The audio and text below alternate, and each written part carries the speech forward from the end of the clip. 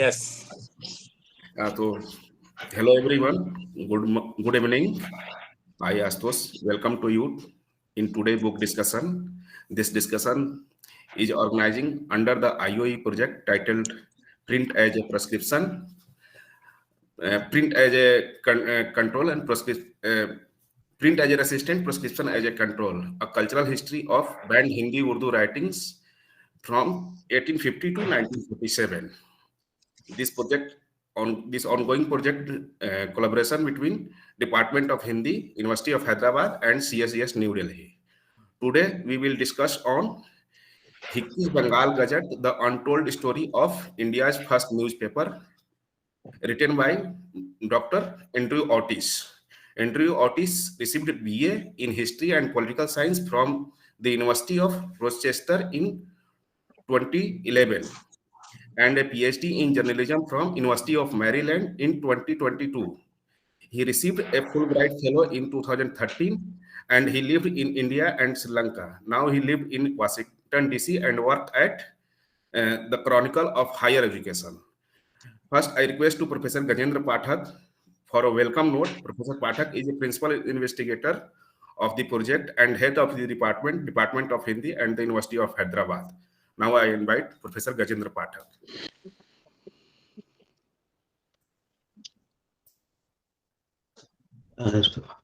व्याख्यान माला की आज ये 13वीं कड़ी है और मैं विशिष्ट वक्ता के रूप में मिस्टर एंड्रू ओटिस का स्वागत करता हूं। वक्ता का परिचय आपने थोड़ा प्राप्त किया, कुछ परिचय मैं भी दूंगा। इसके पहले मैं इस आयोजन से जुड़े हमारे सहयोगी डॉक्टर रविकांत जी और उपस्थित सभी मित्रों का मैं स्वागत करता हूं। आज का जो विषय है हिक्की का जो बंगाल गजट, भारतीय पत्रकारिता पर काम करने वाले सभी शोधार्थी विद्यार्थी जानते हैं कि ये 1770 से लेकर 72 तक, 1780 से 1782 तक 2 साल तक प्रकाशित होने वाला यह साप्ताहिक पत्र था और ये सिर्फ भारत का नहीं, पूरी एशिया में प्रकाशित होने वाला पहला अखबार था। ये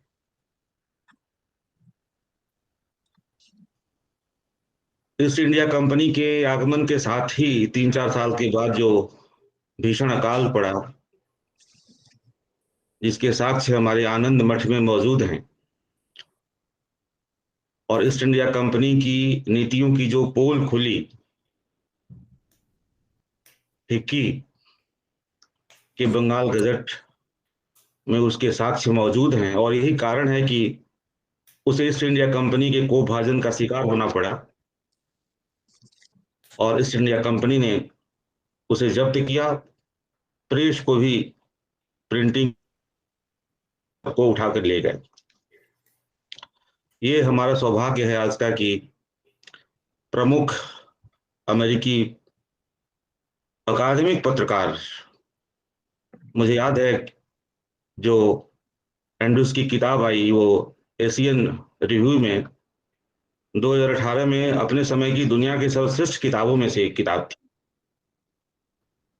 I sincerely acknowledge your presence sir, and on behalf of my university I welcome you and waiting for your kind remarks, kind address. Thank you again. Thank you, Professor Pathak. Now I invite Dr. Ravikant for chair the session and discussion.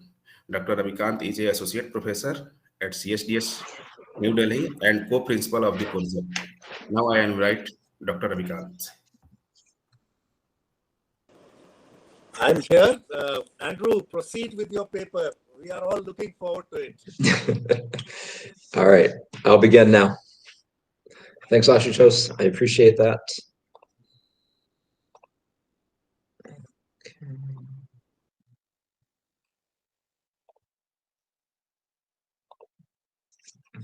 All right, you can all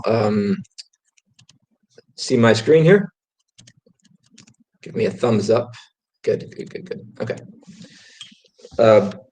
Again, thank you for inviting me. I'm here to present what I think is one of the most remarkable and influential papers of the 18th century.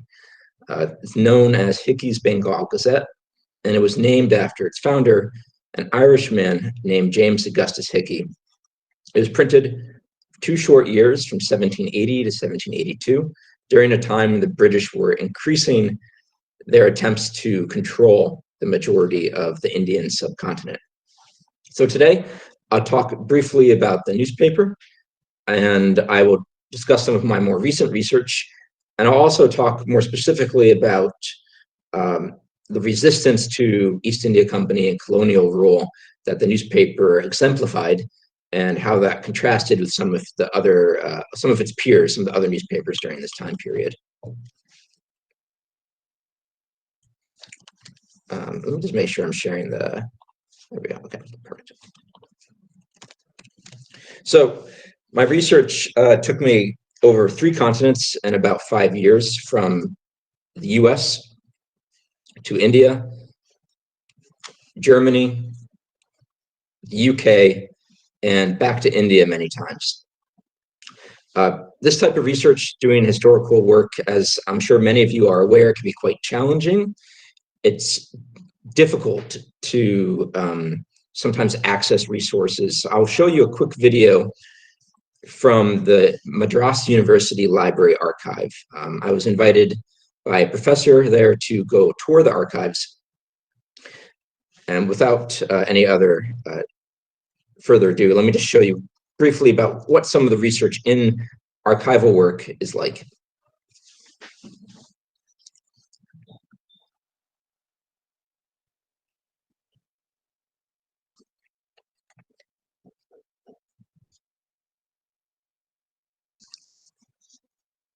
Okay. So what I want you to focus here are these bound volumes of books, of newspapers. And they are quite invaluable, some of these from the 19th century, 18th century. And when the storage and preservation is difficult, it can be very difficult to do the type of work that I was hoping to do. So keep that in the background. If you focus on this type of work yourself, it's you'll face many challenges yourself. Okay. So before we continue, I will just mention one quick thing. If you do a Google search of India's first newspaper, James Augustus Hicky, you'll find no surviving image. In fact, the closest thing is his signature here. All right, so Hicky's Bengal Gazette was founded in Calcutta in 1780, which is quickly becoming one of the most important cities for the British Empire. At this time, India is not a unified whole. It's broken into many different states and nations. Calcutta was at that time the center of the British Empire. India is very important for trade. If you're going to start a newspaper anywhere in India, it would be in Calcutta. It's the hub. Specifically, for those who are from Calcutta, it was founded in a location called Radha Bazaar in the center of the city. Now, these are the very first pages of India's first newspaper. When you think about a newspaper, what comes to mind, right? Well, one thing is that it would revolutionize information. Everything previously has to be handwritten, now it can be printed. What are some things you might notice here? Well, first, there's no illustrations. There's no photographs. Technology for that comes much later. There are also no advertisements on the front page. This might come as a surprise if you read the Times of India. And you'll also notice there are very few headlines. News back then was more like letters to the editor than it is now. So let me very quickly show you what some typical news would be like. Actually, let me make a very quick point. So the newspaper's official title was Hicky's Bengal Gazette, or the Calcutta General Advertiser. which means it's not just a gazette of information, but it's also a place where you advertise goods. You might notice something unusual with the letter F. This is actually an S. It's a labial S. It's an old form of the letter S, not F. This fell out of fashion later. So when you read text in Hickey's Bengal Gazette, whenever you see an F, you could assume that is often an S instead. So typical news from India's first newspaper would be coming from around the world as well as local. Here's an extract of a letter from Aleppo in Syria, as well as more local news. This reports a storm off the coast of India in 1779. Here are the third and fourth pages of Hickey's Gazette. This is where there are advertisements. There's more common local news, such as when a ship is departing, coming and going from Calcutta. Advertisements for wine at a library. Apparently there was exceedingly good wine available at Mr. Andrews' library. Poems, and so forth. When we talk about newspapers from this time period, keep in mind that it's more than just a one-man team. It's typically run by a European, in this case Hicky, with a staff of Anglo-Indians, as well as Indians doing a lot of the physical work behind the shop in the printing press. The paper costs 1 rupee per week, which is about the same as, give or take, 3 kilograms of rice at the time. So it's expensive, but if you have an income above a certain level, you can purchase it. It's 4 pages and it's sold maybe about 400 copies a week. So think about the Times of India. Times of India sells, I think maybe 1 million copies is the circulation, if not more. It's a different scale. 400 copies is what Hickey's Bengal Gazette is selling every week. But a newspaper is not a solitary experience. You would read this in a coffee shop with others. It's a common experience. It's a group experience. So all newspapers during this time actually have much more outsized influence than we would expect. And feel free to stop me at any point if you have any questions. I'm happy to answer them. So let's briefly talk about how India's first newspaper started. And one of the more interesting things I note is that newspapers are often founded by individuals. They're Europeans in India, but many of them have lower class backgrounds. They're educated, yes, but they're not coming from the upper class. And this is important when you consider narratives of resistance. Hicky is Irish. Ireland had recently been colonized by Great Britain, by England. So there is, within the British Empire, there's many different levels of hierarchy, and the newspaper will exemplify some of these. The second important thing is that although society is becoming greater interconnections, the more interconnections, news still has to travel across the world by boat. It takes maybe 9 months for information to go from England to India. So Hicky arrives in India, in Calcutta, in 1773.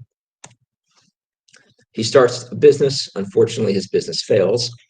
And by 1776, he's in jail for debt. Now, he's in debtor's prison. He has very limited assets. So what he needs to do is find a way to make money to get himself out of jail. Well, when he was younger, he apprenticed as a printer.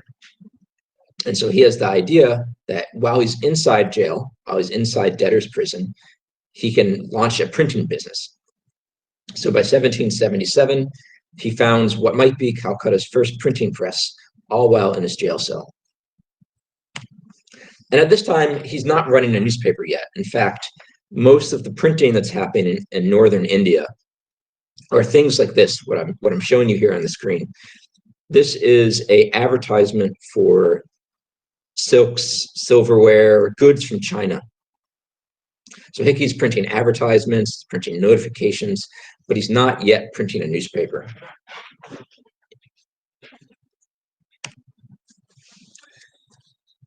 So what causes India's first newspaper to be founded? It's actually surprisingly simple. The answer is basically money. Hickey realizes that at a certain time, he's not making sufficient money printing advertisements and bills, and that perhaps a newspaper would be a much more effective use of his time. So Hickey's Bengal Gazette starts out not as a mouthpiece for resistance. In fact, it's very much at the beginning pro-government, pro-British East India Company, and in fact, very mercantile. It's printing things that are important for merchants in the city of Calcutta. But there are some unusual aspects of the newspaper already. And one of these things has to do with who is allowed into the sphere of communication in the newspaper, who is allowed to have their voice heard. I'll give you a quick example. This is an article that I've circled here from a woman named Old Nell. And she is a greengrocer. She sells goods, vegetables specifically. And she's Anglo-Indian. So Hickey's given her the most prominent place in a newspaper. For those who aren't familiar, the most prominent place in a newspaper is above the fold. So when you fold a newspaper, it's above that. And not only that, Hickey gives this woman, an Anglo-Indian woman, all three columns of his newspaper. We have 1, 2, and 3. And Old Nell writes that although her skin, her physical skin, is not as white as your fine ladies, meaning not as white as the English woman, it is as plump and as sleek as the best of them. So what she's effectively saying in Hickey's newspaper is, though her skin color is not white, she's the equivalent of any other English woman by any other means.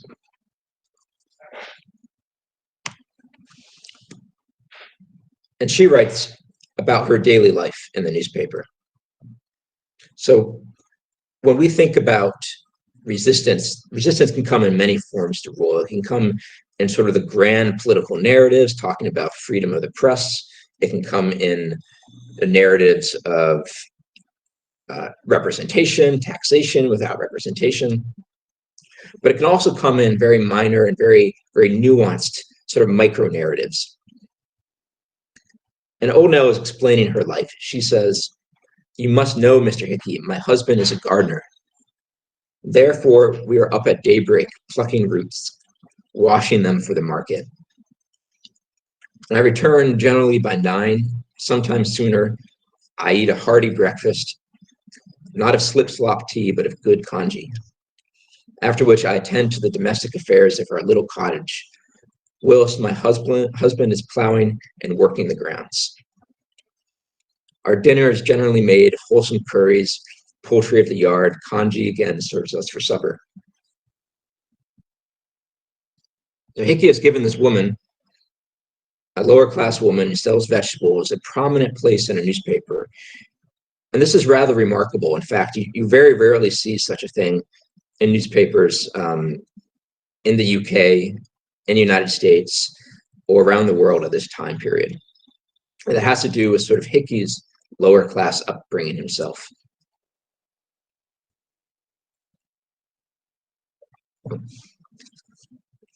Another very quick article I'll share.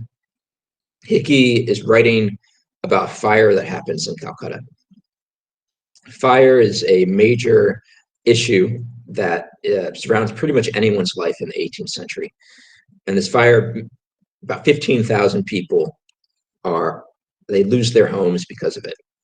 Hickey writes, "To the benevolent and powerful, be it known that 15,000 inhabitants of Calcutta are since the late fires in extreme distress. The infants wailing in their mothers' bosoms increased the calamity beyond the power of language to describe." I apologize for the quality of this image. It's the way the original newspaper came in. Think upon the scene, you patrons of the unfortunate, exert your influence, clothe their nakedness, and give them habitations. There's an expression here of care for the general population, of trying to improve the welfare, and when there's a calamity like a fire, the newspaper uses its voice to encourage leadership to do something to help the people.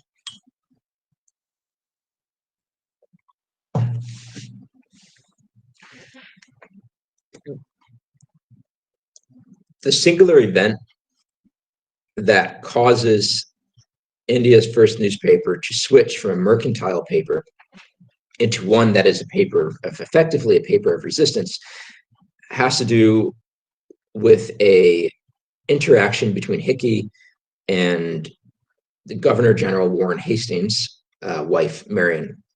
And effectively, Hicky accuses Marion Hastings of soliciting a bribe to protect his paper. Hicky writes, what man can be safe? Here's that, that this is an S and not an F. What man can be safe where such schemes are practiced? In response, Warren Hastings, the British government, the East India Company, forbids Hicky from mailing his newspaper. They say the newspaper disturbs the peace of the settlement and is therefore no longer be permitted to be circulated through the post office.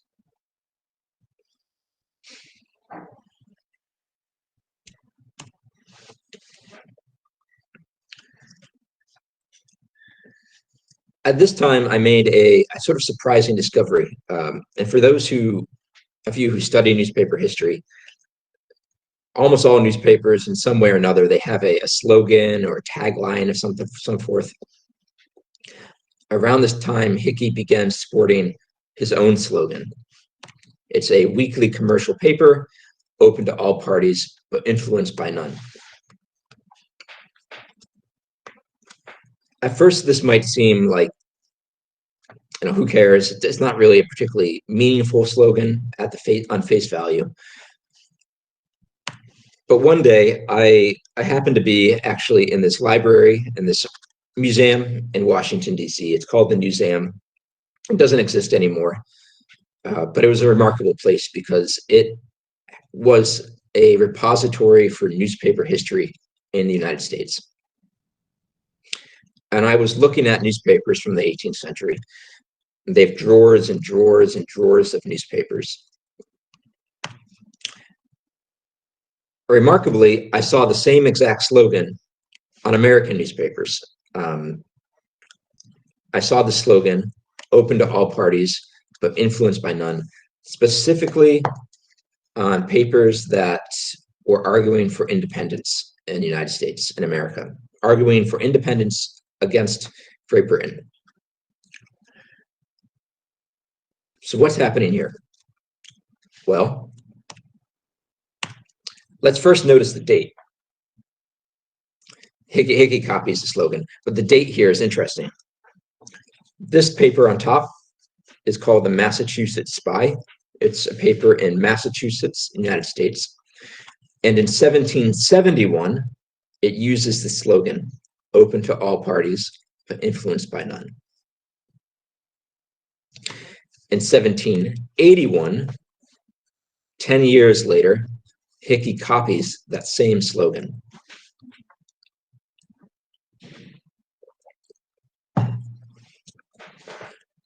So what is Hicky doing here?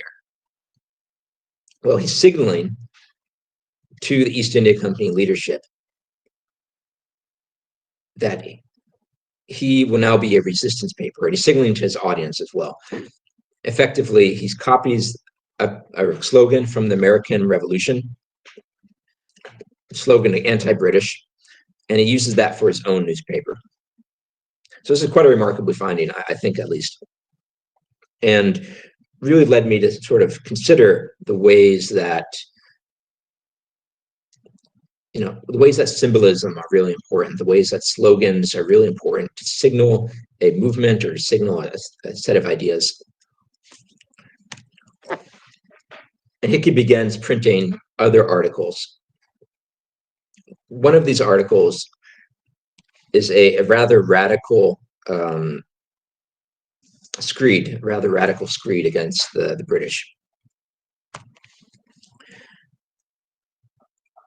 And I'll quote from the article. The article says that government shall consult, again, this is an S and not an F, S, not an F. Government shall consult the welfare of the people, and that the people shall obey government on that condition. When that condition is neglected or violated, the people are no longer bound to obey. It's very radical. If you think about India being a despotic, under East India Company, be despotic rule to some extent, Hicky is effectively saying that where there's no representation, people do not necessarily need to obey. And I'll bring your eyes to this one phrase on top. Hicky writes this to the inhabitants of Bengal, countrymen and friends. So he's not necessarily saying just the white inhabitants. He's referring to perhaps all inhabitants of Bengal. It's a little ambiguous. I'm not still quite sure what to make of it. Is he talking about representation for Indians, or is he talking about representation only for Europeans? It's a little ambiguous. And I can get into that in further detail in question and answers later on. Eventually, these articles become too much for Warren Hastings and the British East India Company. Hicky is sued for libel over many counts. And as you can imagine, Hicky, it doesn't go well for Hicky. He's found guilty after a dramatic trial.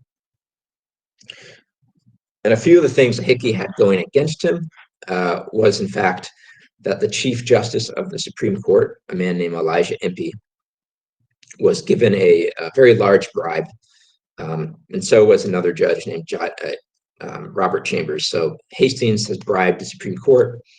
It makes it very difficult for freedom of the press in that case.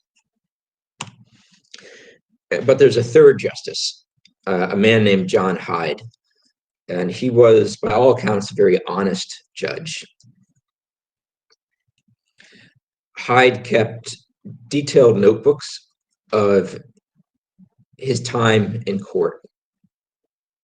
And these notebooks recorded corruption in the East India Company and recorded corruption among the other judges. While I was living in Calcutta, I came across Hyde's shorthand, which he used as effectively a secret code.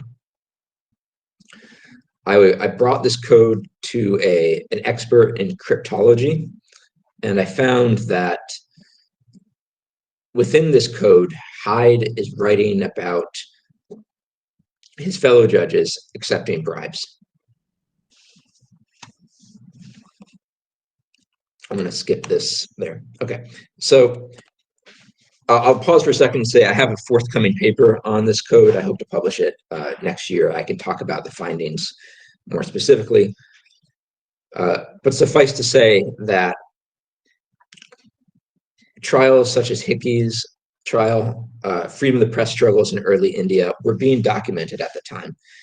And they founded, some of the rulings in those became later common law within Indian legal system itself.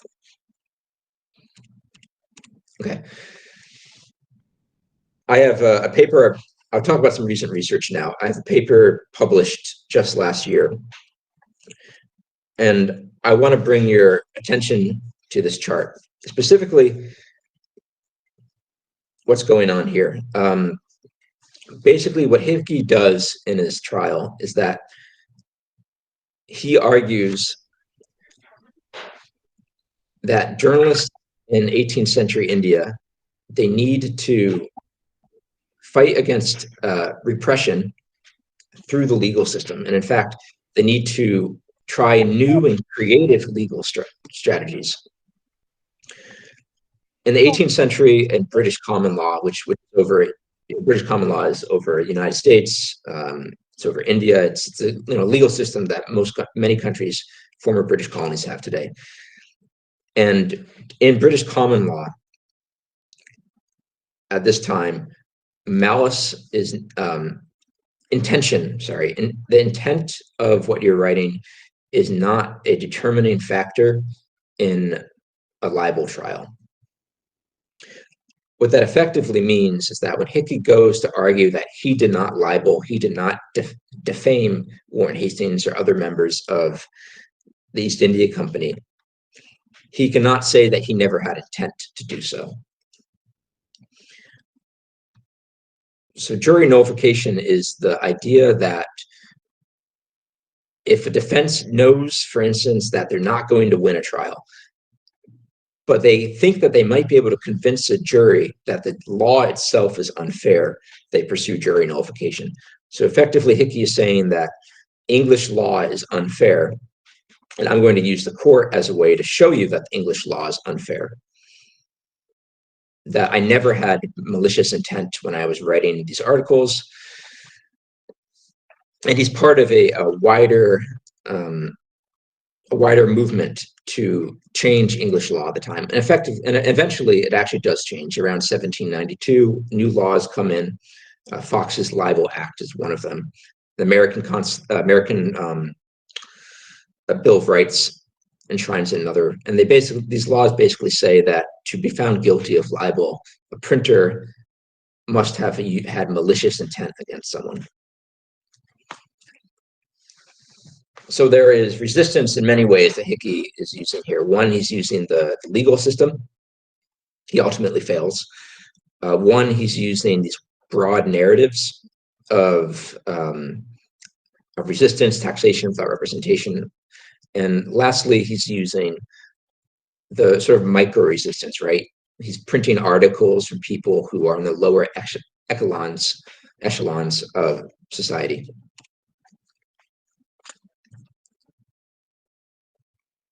Hicky is jailed for libel for the next 4 years. He manages to keep printing his newspaper from his jail cell. And he continues to defend the freedom of the press with slogans like Vox Populi, Vox Dei. That's Latin for the voice of the people is the voice of God. And on March 30th, 1782, the Supreme Court seizes Hicky's printing press, and that silences Hicky's Bengal Gazette for good. This is the last paper printed on March 30th, 1782, the last copy.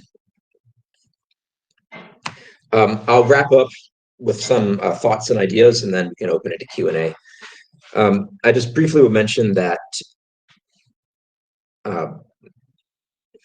sometimes narratives of resistance and efforts at resistance that don't immediately bear fruit.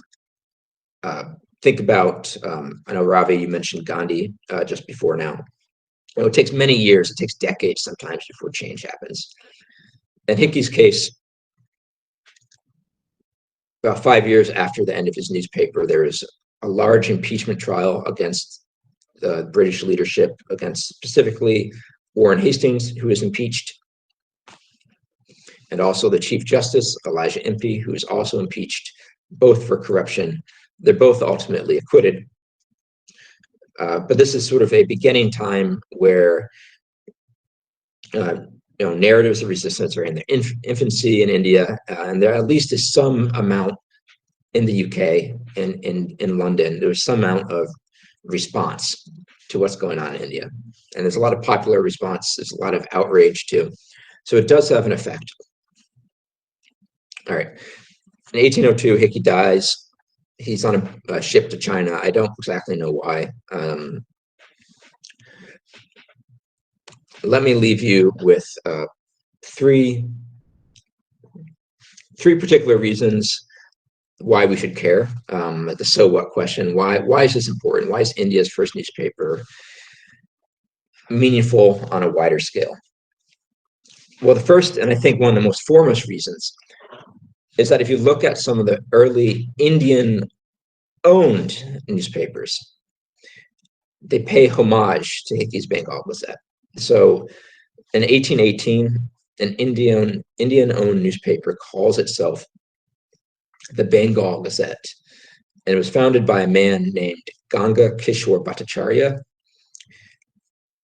Ganga Kishore Bhattacharya is a man who actually got his training from one of Hickey's assistants.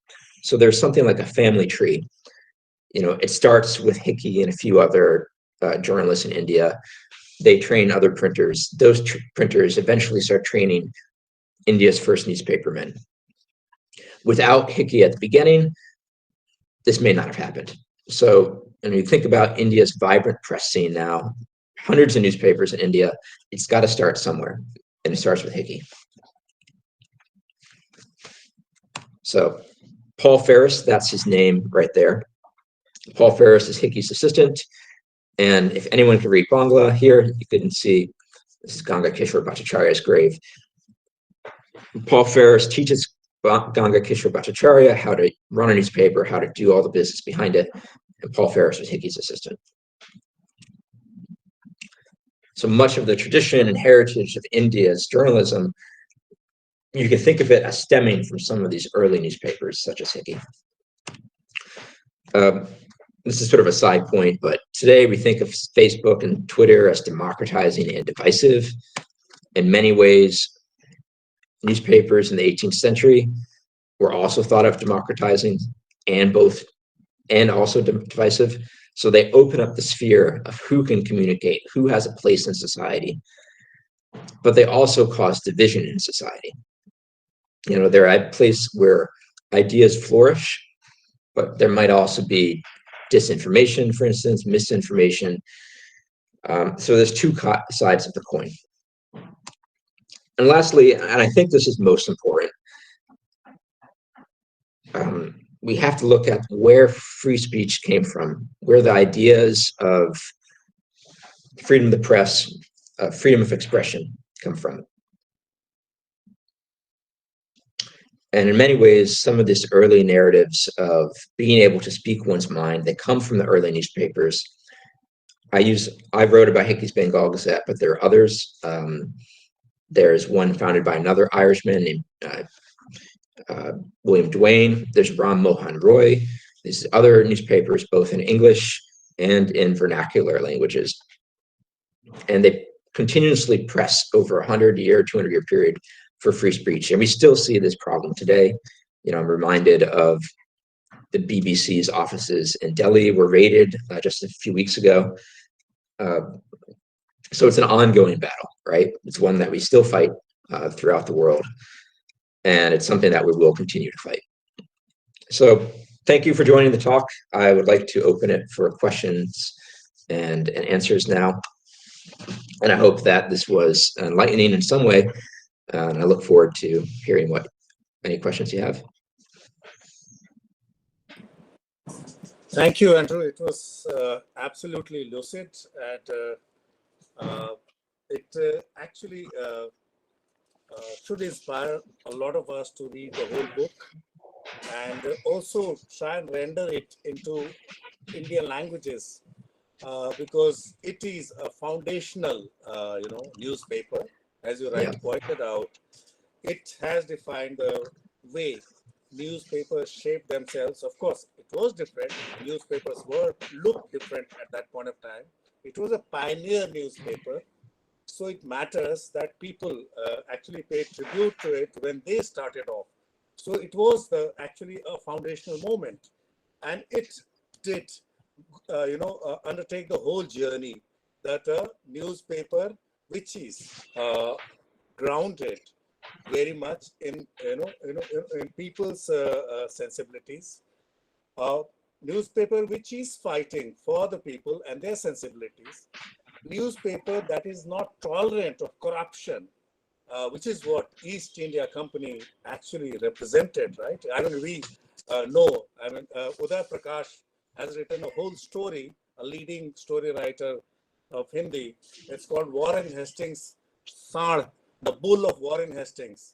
Yes. Obviously, he's not talking about the newspaper in any detail, but he is talking about the corruption and he's talking about the kind of corrupt lives that the elite lived, which would include both the British and the non-British in Kolkata at that point of time.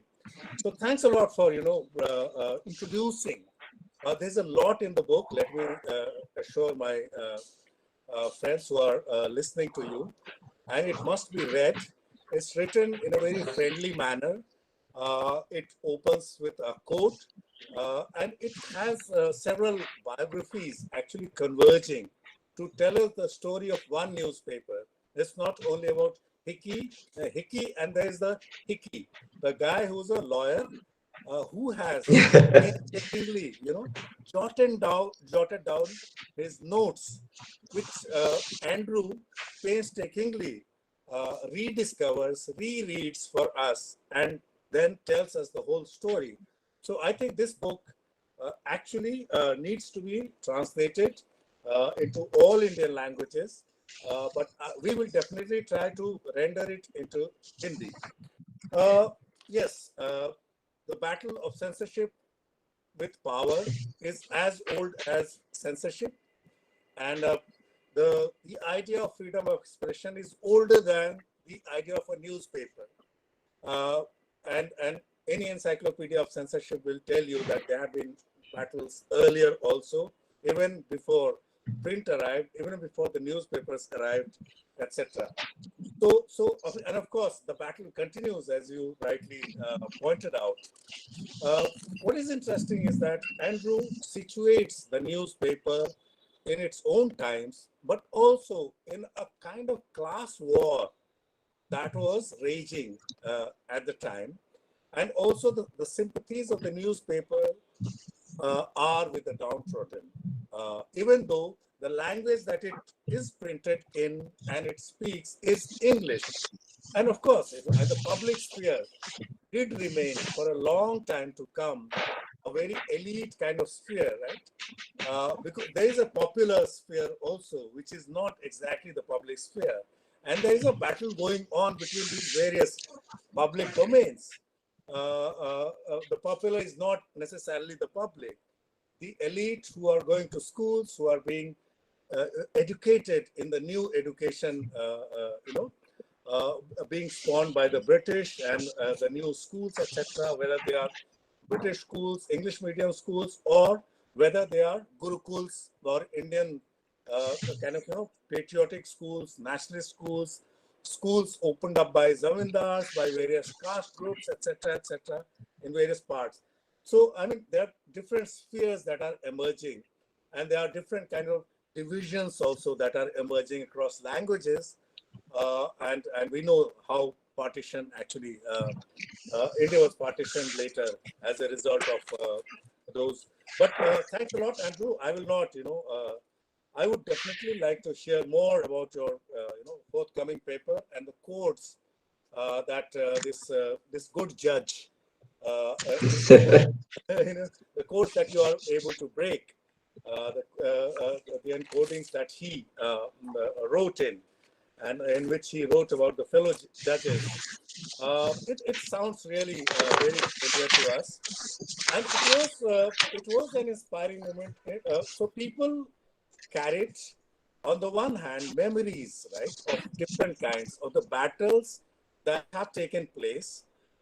As soon as the British arrived in India, there are battles that the peasants, for example, undertake. The peasants who do not have access to newspapers, but they are still resisting the regime, right? They do understand, as Ranjit Guha has rightly pointed out, the relationship between the Sarkar, Sahukar, and Zamindar, right? So they do instinctively understand what is the, what power is doing to them. Still, the idea of a newspaper, the idea of a magazine, the idea of the newspaper with the masthead, which inspires people, the idea that even bringing out a newspaper is a patriotic act. Bringing out a newspaper is actually a nationalist act. It is a very ethical act, right? And it is a dangerous act. Right from Hicky's time, it remains dangerous. So many people, right? Sagal, for example, of Chand, of Bhavish, etc. He goes to jail several times. He spends more time in the jail than he spends it outside. So it is a foundational moment. Thank you so much for bringing this story out, and also for being so sensitive to the difference of a newspaper which was being brought out then, but which has those seeds in the making. Thanks a lot, Andrew. Thanks a lot, Ashutosh, for creating this occasion. It is one of the better talks in the series that we have Thank you. organized.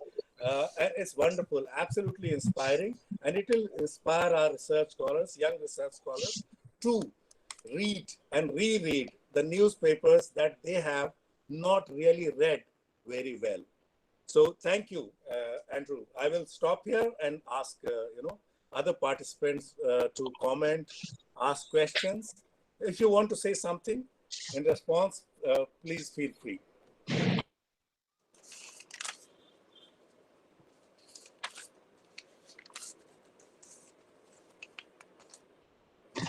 So I have a question in the chat here from Vikram. Yeah. Yeah.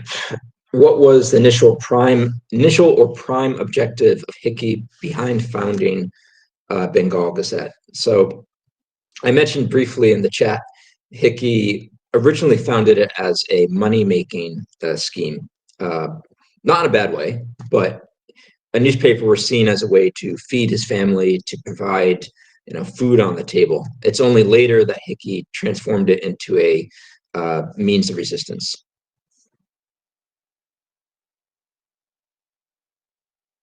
Yeah, as simple as that. He came here to make money, to make two ends meet, etc., etc. Yeah. And he got mired in all kinds of situations here. Had to fight a legal battle to, ensure his survival and to get freedom. He was very much in jail, and then he discovers that okay, this is not a bad business, and it can also give you immense power, right? He's intelligent enough to realize that. But the fact that he adheres to the idea and is enterprising enough, even though he's suspicious of the powers all the time, that's what makes Hicky a special editor. So, also tell me how was it organized? What was the team like? If it is the early newspaper, how did it really work? It was a weekly, where we know that. Yeah. How was it distributed, etc., etc. Tell us a bit more about it, Andrew. It's a great question. I think there is a lot of sort of reading between the lines you have to do, because the newspaper itself documents society, but it actually doesn't document itself very well. But as far as I know, the Hickey's Bengal Gazette would be led by Hicky, of course, and it would have a team, I would think probably 5, 6 assistant printers. Mostly would be English or Irish, English speaking. And then beyond that, it would have a number of news deliverers, Hirkaras, and those would be Indian, Bengalis or Hindi speakers. And those would be the men who would deliver the newspaper out. It would also have a number of correspondents. Those correspondents are not like a reporter today. They don't have a salary. In fact, I don't know how the monetary transactions worked if you wrote an article or if there was any money. These correspondents were often individuals in the military, the East India Company Army at the lower ranks, subalterns, and they would write in to the newspaper about their experience in the army fighting. And they would also be, as I showed you, Old Nell, for instance, Anglo-Indian woman. There's individuals across class and across ethnicity. So basically in the print shop, it's Hicky, assistant printers, and then laborers below that. And then, so it's a whole organization, a scheme, right? With Hicky at the top, organizing different levels of staff. And what is the area, catchment zone for the News A? And what is the area where it is being read or read out to? right? Right. As rightly pointed out, newspapers are not individually read. They are also being read out too. So there is a larger, it's not just 400 copies we are talking about. We are talking Yes, about a yes. larger kind of reading sphere. Yeah. Yeah. So 400 copies, first of all, is only what's documented. I mean, there could be more on average. But what's happening is the newspaper is primarily within Bengal, and within that, mostly Kolkata. But it's also being taken to Chennai, Madras at the time, Bombay, London, and as far away as the United States, what was then 13 colonies in America. So the primary readership would be within coffee houses in Calcutta, and beyond that, it would have been delivered throughout all the British dominions within throughout the world, but primarily India.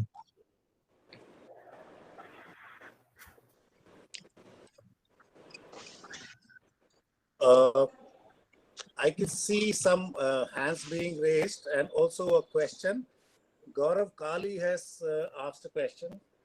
Very informative. Sir, my question is related to, no, sorry. I want to ask you, what was the significance of this newspaper to the emergence of the history of the printing media in colonial India? I think you answered that question towards the end of your presentation. If you want to add something to that, please do that. Just to summarize, I would say one thing, if you think of newspapers and printing media as a family tree, there's knowledge transfer, and that knowledge transfer has to start somewhere. So it starts with Hicky. The second, you can think of it as emergence of a public place for freedom of expression, a public sphere. It's the first place where ideas can be shared in a indelible manner, in a public manner, not just in a letter, but within a printing press, and that means that you can more widely distribute information. So I think I'll leave it at those two. Yeah. But obviously very foundational. Yep. Yeah. May I ask Shakti Rajwar to ask his question?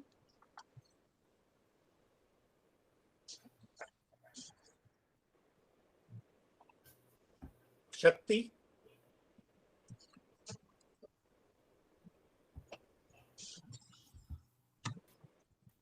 Hello, am I audible? Yeah. Hello. Yes, very much. Yeah. Thank you, Andrew, for giving an interesting lecture. These days in Hyderabad University, we are going through a number of lectures on the this print culture. Very recently, Megan Eaton-Robb came in the comparative study department, and many students submitting their thesis on the print culture, Telugu print culture, and other also. And this project is going on as well. We have listened a couple of lectures before it. So the question what I want to know about, I am in history, so there's a 18th century debate in history, whether it's a century of decline for the India, whether it's a century of growth in India.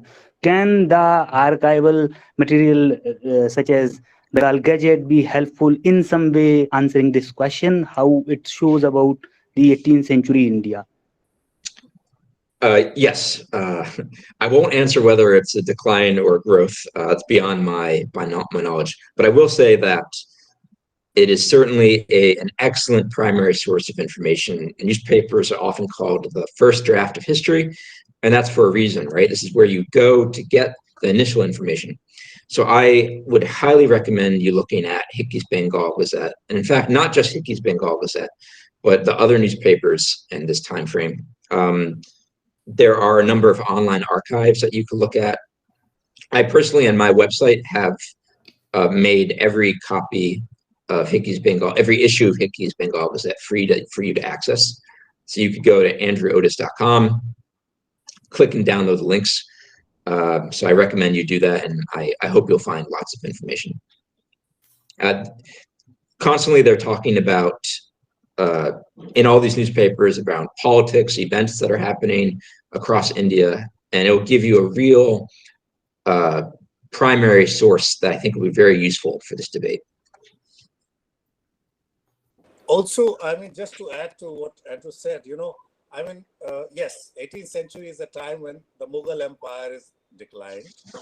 And of course, it's being replaced by the East India Company. There's also a lot of infighting taking place, as Andrew has also shown in the book. There are the Marathas, and there are the Dutch, and there are the French, and the British. There's a lot of infighting going on. And that also becomes an opportunity for a newspaper like Hickys Gazette to report, because people are anxious. What will happen? I want to know whether I can trade on certain routes or not. So, from certain points of view, yes, it is a story of decline, etc., etc. But of course, from the newspaper, from the point of view of the history of newspapers, obviously there is a rise taking place towards the end of the 18th century, right? So, I mean, we should not have such absolute value judgments on certain periods of history. It's much more complex usually. And that's what we do in our classrooms when we discuss 18th century, right? We try to complicate the picture and not just say that either this is bad or good or etc. Right? Yeah. So there's one more question. Manish Kumar. Thanks, Andrew. It was nice to share you. My question is related to colonial mindset journalism. Beyond Bengal Gazette time period, what can be its post-colonial reading in our globalized time? No, you want to say something? Manish, are you on the line? I was wondering if you could elaborate on your question. I don't quite understand. No, I think, Manish, Andrew has tried to complicate once again a very simplistic black and white picture, that you can't have a simple colonial journalism, right? Just because the paper is coming out in English, because the paper is critiquing the powers that be of the times. The paper is critiquing the corruption, etc., etc. So it's difficult. And all the patriotic and nationalist newspapers that followed, they held up Hickys Gazette as the role model, you see, as a role model of free speech for the great battle that it undertook against the EIC and the war in Hastings, etc. So it's not a simplistic story. This colonial, post-colonial, and things like that. I think that's what Andrew would agree with me. I don't know. Yeah, thanks, Ravi. I appreciate that. To go back to Shakti's question, I was thinking about this sort of ancient curse, right? May you live in interesting times, and and at face value, it means something that oh great, I get to live in interesting times, I'll have an interesting life, but in reality, it means something much darker. And so I think Hickys Bengal Gazette was really founded in a very interesting time of India's history, and that means that there's a lot of interesting information and news, a lot of moving parts. So I'll just make that one plug if you want to use it as a primary source. Yeah, I'm Ashutosh. This is and I hope Professor Pathak is also listening. Can I propose that we use this project as a space also to get this book translated into Hindi? This will be an achievement for the project, because this is a pioneer newspaper. We owe this both to Andrew and to the newspaper.